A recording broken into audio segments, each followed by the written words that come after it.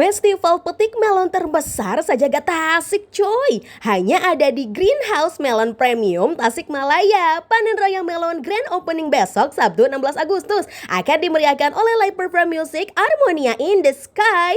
Melon premium dari sistem greenhouse modern dipanen sekaligus nih. Estimasi 6-7 ton melon segar berkualitas tinggi. Bisa dipotong dan dimakan langsung di tempat. Rasanya beneran manis di setiap gigitan. Di sini tuh kalian bisa petik melon langsung dari pohonnya. Keliling area kebun melon didampingi ahlinya ya. Bisa pilih-pilih sendiri mau yang jenis apa dan ukuran buahnya. Banyak varietas unggulan melon yang bisa dipilih. Ada Intanon, Sweet Honey, The Blue, Kirin ML, Red Intanon, VE95, Dalmatian, dan Yubari. Festival petik melon ini tuh edukasi pertanian modern. Cocok buat bawa keluarga dan anak-anak. Bebas pestisida, kualitas buahnya dijamin bagus dan mantap.